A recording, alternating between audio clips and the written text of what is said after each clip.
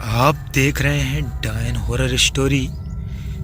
तो चलिए आज की कहानी की शुरुआत करते हैं। यह कहानी उन दिनों की है जब मैं 10वीं कक्षा में पढ़ा करता था। दोस्तों, मेरा स्कूल मेरे गांव से 3 किलोमीटर दूर था। हमारे गांव से उस स्कूल में बहुत से बच्चे जाया करते थे। वह स्कूल काफी सुनसान जगह पर था। दोस्तों, ये उस दिन की बात है जब सभी लोगों की फीस जमा हो गई थी, पर हमारे पास पैसे न होने के कारण मेरी फीस जमा नहीं हुई थी। और अब वह समय आ गया था कि आज ही फीस की लास्ट डेट थी। मैंने पापा से बोला था कि आज फीस भरने की लास्ट डेट है, पर पापा ने बोला था कि शाम तक जुगाड़ करके मैं स्कूल में दे आऊँगा। मैं आज स्कूल में पैसे लेकर ही नहीं आया था क्योंकि हमारे पास पैसे ही नहीं थे। मुझे प्रिंसिपल ने बहुत डांटा और बोला कि शाम तक फीस जमा कर देना, नहीं तो मैं तुम्हें एग्जाम में नहीं बिठाऊंगा। शाम हो चुकी थी। वह उसके पापा का इंतजार कर रहा था। प्रिंसिपल सर ने उसे 8 बजे तक का टाइम दिया था, पर उसके पापा 9 बजे घर लौटते हैं। उन्होंने कहीं ना कहीं से पैसे की जुगाड़ तो कर ली थी, पर वे लेट हो जाते हैं।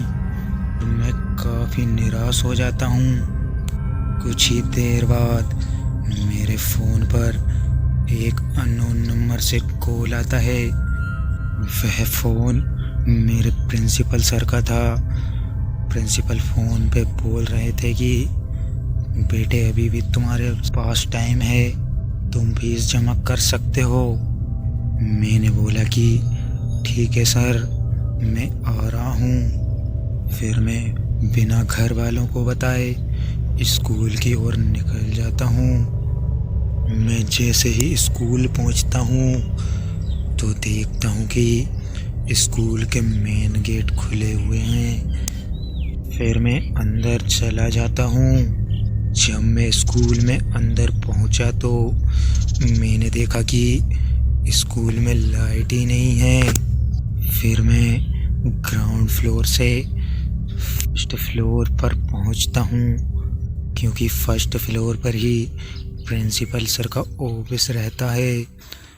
पहुंचकर देखता हूं कि वहाँ भी लाइट नहीं है, पर प्रिंसिपल सर के ऑफिस में लाइट थी। मैं जैसे ही प्रिंसिपल सर के ऑफिस में गया तो मैंने देखा कि प्रिंसिपल सर वहाँ नहीं हैं। फिर मैं उन्हें सभी जगह पर देखता हूँ, पर मुझे वह कहीं नज़र नहीं आते हैं। फिर मैं जैसे ही नीचे उतरने लगता हूँ तो आवाज़ सुनाई देती है। वह आवाज़ ऊपर सेकंड फ्लोर से आ रही थी। फिर मैं जैसे ही सेकंड फ्लोर पर चला जाता हूँ तो देखता हूँ कि वहाँ पर भी कोई नहीं है। फिर मैंने सोचा कि शायद प्रिंसिपल सर घर चले गए होंगे। मैं जैसे ही जाने लगता हूँ कि फिर से मुझे आवाज़ आती है। मैं 3rd फ्लोर पर चला जाता हूँ।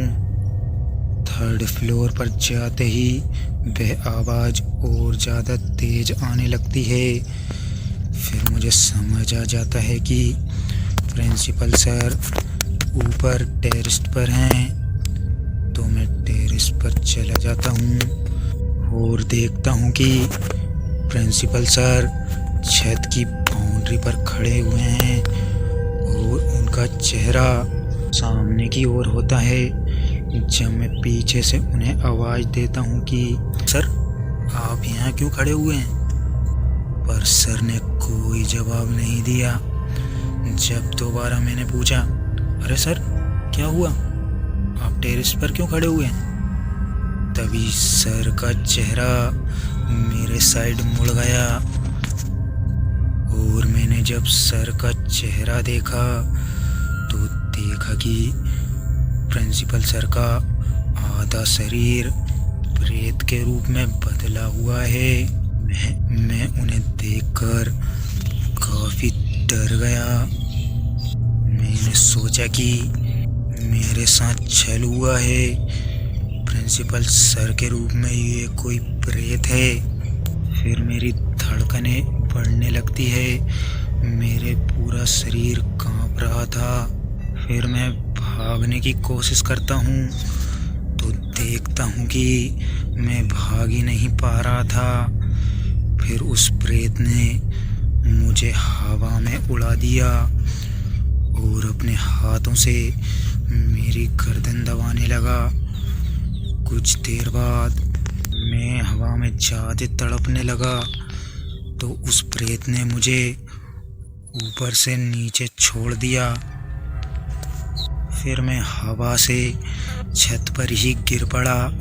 फिर मैं अपने आप को बचाने के लिए नीचे की ओर भागने लगा। अब मैं भागते भागते सेकंड फ्लोर पर आ चुका था। पूरे स्कूल की लाइट बंद चालू हो रही थी। मैं जैसे ही नीचे उतरने लगा तो मेरे पैर सीढ़ी से खिसक गए। मैं सीढ़ी से नीचे लुढ़कने लगा। तभी मैं देखता हूँ कि स्कूल के गेट बंद हो रहे हैं। मैंने हिम्मत नहीं आ रही और गेट के बंद होने से पहले मैं स्कूल के बाहर निकल गया। स्कूल के मैदान से होकर जब मैं मेन गेट के पास पहुंचा तो मैंने देखा कि मेन गेट के पास वॉचमैन पड़ा हुआ था। फिर मैंने उसकी बोतल से पानी लेकर उसके मुंह पर छिड़क दिया। तभी वॉचमैन होश में आ जाता है और मुझसे पूछता है कि क्या हुआ बेटा, इतनी रात को तुम यहाँ क्या कर रहे हो?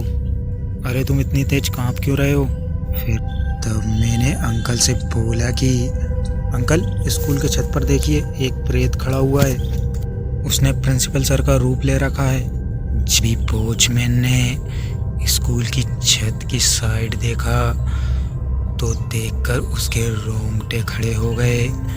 उसने देखा कि सच में ही वह प्रेत छत पर खड़ा हुआ है। वह प्रेत हम दोनों को देखकर हंसे जा रहा था।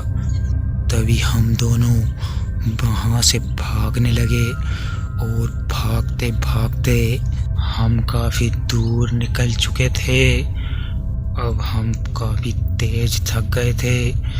भागते भागते हमारे पैर काफ़ी तेज दर्द कर रहे थे और हमारी धड़कनें काफ़ी तेज बढ़ रही थी। ऐसा लग रहा था कि अब दम उखड़ने वाला ही है। अब हम उस स्कूल से काफ़ी दूर आ चुके थे। तभी हम लोग थककर पेड़ के नीचे बैठ जाते हैं, पर अभी भी हमारी धड़कन काफ़ी तेज बढ़े जा रही थी। तभी मेरी नज़र ऊपर की ओर पड़ती है तो मैं देखता हूँ कि वह प्रेत ऊपर उस पेड़ पर बैठा हुआ था। तभी मैं जोरों से चिल्ला देता हूँ और अंकल से बोलता हूँ कि अंकल, पे प्रेत वापस आ गया है। तभी मैं और अंकल वहाँ से तेजी से भागने लगते हैं। जैसे तैसे हम अपनी जान बचाकर गांव में पहुँच जाते हैं और मैं अपने घर वालों को सारी बात बता देता हूँ। फिर सुबह होते ही मैं और वॉचमैन अंकल प्रिंसिपल सर के पास जाते हैं और उन्हें ये सारी घटना सुनाते हैं। प्रिंसिपल सर बोलते हैं कि हाँ, मैंने तुम लोगों को ये बात नहीं बताई थी कि यह स्कूल एक कब्रिस्तान की जगह पर बना हुआ है। मैंने ये बात इसलिए नहीं बताई थी कि कोई इस स्कूल में आता नहीं, इसीलिए मैं भी कभी इस स्कूल में रात को नहीं रुकता। अगर मैं ये बात इस वॉचमैन को बता देता तो ये कभी भी रात में इस स्कूल में नहीं रुकता। फिर वह वॉचमैन वहाँ से नौकरी छोड़कर चला गया। मैं भी कभी भी उस रास्ते पर रात को नहीं गया, पर वह रात आज भी मेरे दिल में खटकती है। तो दोस्तों, कहानी में बस इतना ही। मिलते हैं ऐसी किसी खौफनाक कहानी में।